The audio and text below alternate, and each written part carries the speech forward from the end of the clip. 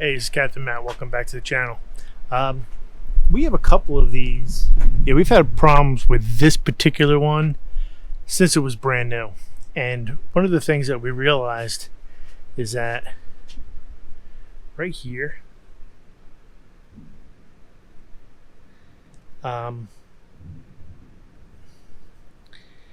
this is like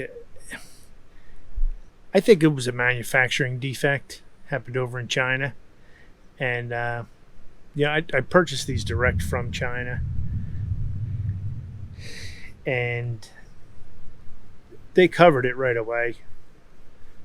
They sent me another one. They said we can just throw this one away, but figured we'd try to fix it, because eventually, you're gonna, when you're using these things a lot, you're gonna eventually need to do a repair. So we figured, why not do a repair on one that we know needs a repair? So the first thing you're going to do when you find that your paddleboard has a leak is you need to figure out where that leak is. And what we did is we have our water, it's a spray bottle, some soap, and we go around.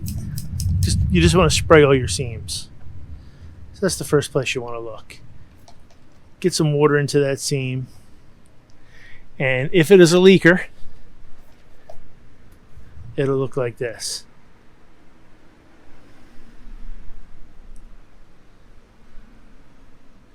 See that big bubble? Bubbles don't blow themselves. Alright. So we know that this side is leaking.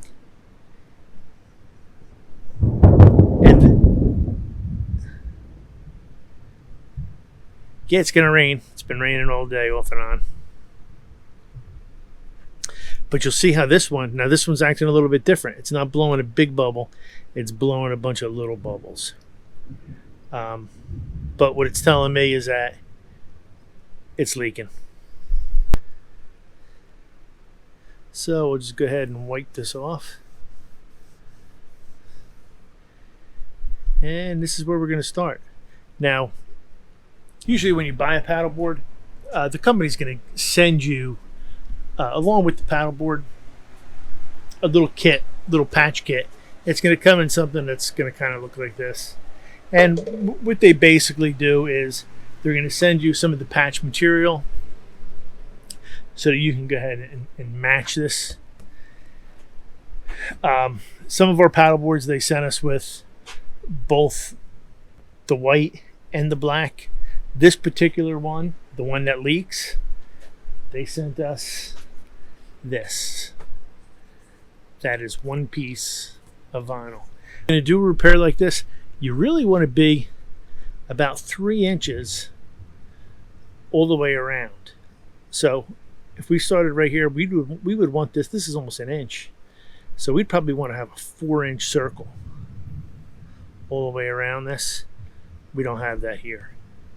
So we're going to use this whole patch.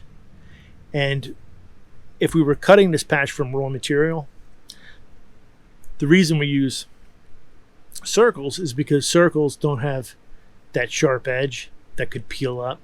So neither does this. This has just some rounded edges. Okay, so here's our spot that we're going to patch. And here's our patch.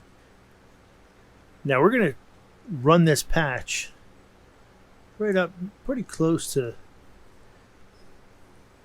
the foam, because the foam is actually going to protect this edge a little bit. And then we're going to take this pen and mark all the way around where our patch is.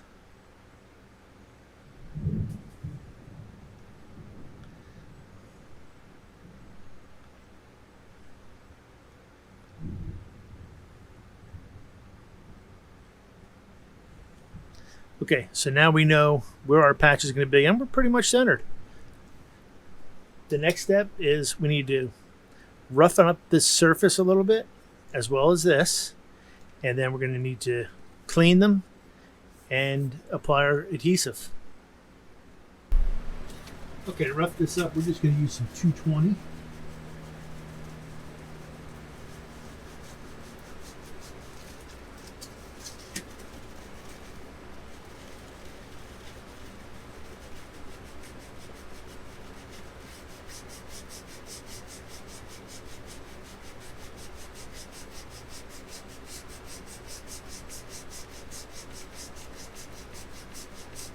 Now you might be wondering why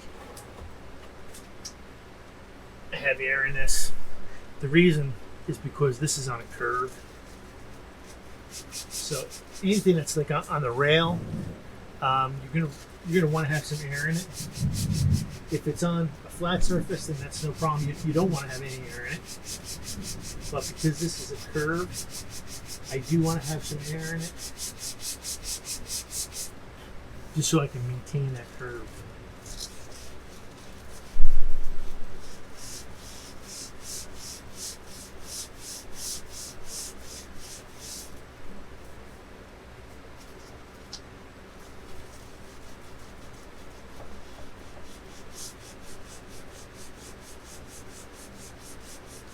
But you can see how this almost looks like it got pinched in something in the manufacturing process.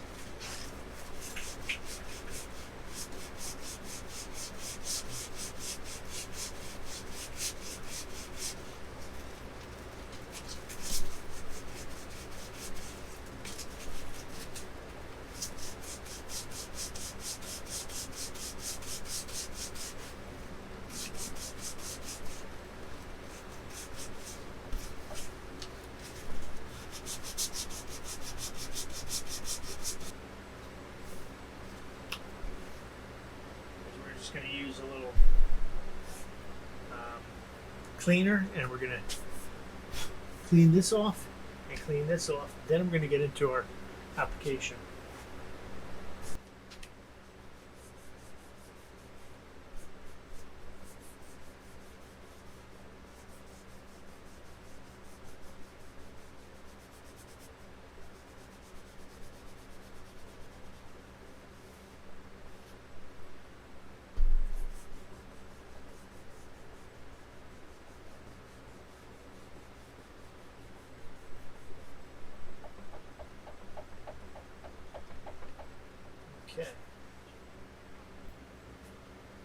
Okay, now we're using some glue here.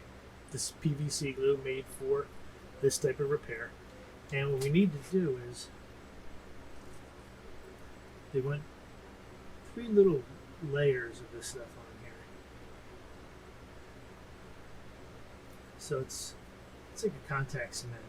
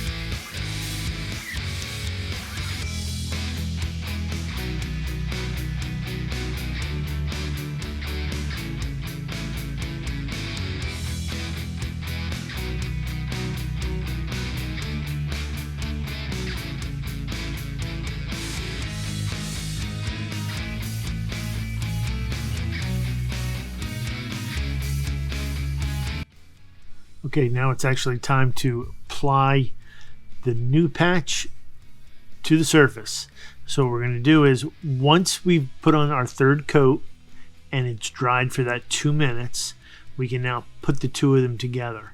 So we're going to start by lining it up right here at the top with the foam and get it in between our ink lines that we had made, and working from the middle out to the edges. We're just going to keep putting steady pressure so that as these two glues meet and they're going to heat up a little bit. We want to get everything as smooth as we can and make sure everything is bonded the whole way. So we're just going to keep working this, like I said, from the center out to the edges. And then we'll actually have a little bit of glue around the edges. You can actually see there's a little bit of glue on the surface here that we had gotten on there. That's not going to be a problem because we're going to be able to wipe that off.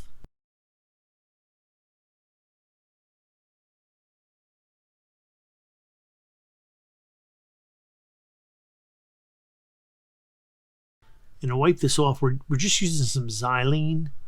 The reason I picked the xylene is because the xylene said that it will remove toluene, and there's toluene in the glue. The reason I knew that is because there's a warning on the glue that said contains toluene.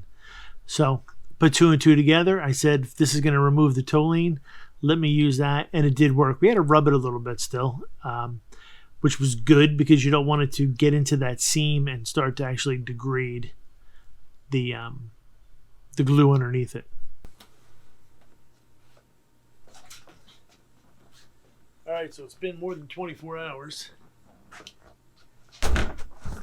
Let's take a look and see how this patch held up. Looks pretty clean. We got most of that glue off with that xylene, and this came out nice here. That's going to be covered there. Let's get some water and see how this looks. Okay, this is some of our soapy water. Let's see if we get any kind of air bubbles anywhere.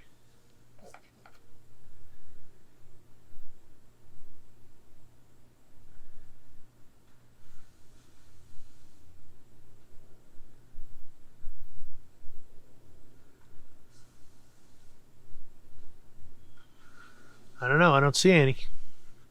Let's go ahead and pump this thing up because, like I said, we only had half a pound of pressure in this. But let's go ahead and put some pressure on this thing and see how it does.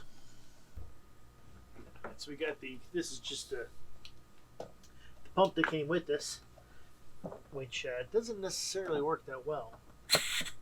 But it does have a gauge on it. So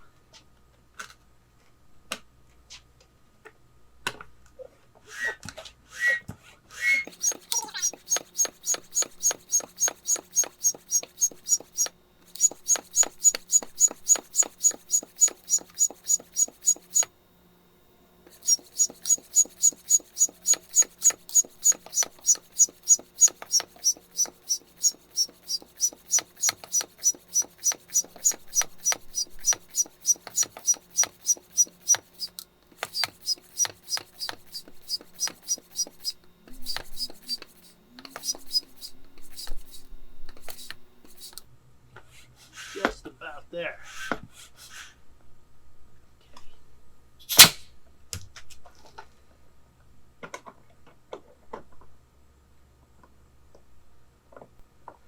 Well, that was a good workout, but we got it at 10 psi.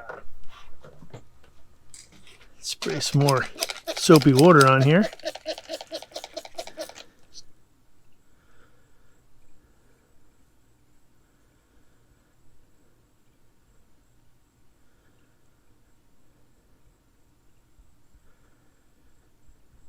And this thing,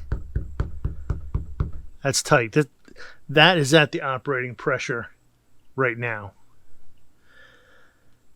And I don't see any bubbles. So I think we actually got this one. Alright, so what we're going to do with this particular stand-up paddleboard, because we already have a patch in it, this is our only one that has a patch. We're going to use this for some experiments. Now I seen there's a seat that can go on here. I have to actually get this thing in the water to see where the seat would have to be as far as in the back or more toward the front as far as balance goes. It's got the loops just like these, that you can mount and attach a seat to. The other thing I would like to see is if I can find a rod mount. I know they make them. I just have to find where I can buy one that I can mount. I won't mount it here, but I might mount it up here, or maybe we'll mount them back here. If you happen to know where we can find some of the accessories that we can mount to an inflatable stand-up paddleboard, put them down in the comments and give me some help here, because I did find a few things on Amazon. I'm not finding everything that I'd like to find. If we could get a rod holder, maybe back here, maybe even two of them. You know, I don't think we're going to be able to really take this off, so that's going to be stuck on here. We do have plenty of room up the front. I mean, there's no handle up here or anything. Maybe we can put something up here to tie off to. I don't know, maybe an anchor. But we got the paddleboard, so let's see what we can do to customize this thing. All right, thanks for watching, and don't forget to like, share, and hit that bell to subscribe, because this is the only way you're going to find out when we do the next one. So hit that bell, and we'll see you next time. Thanks.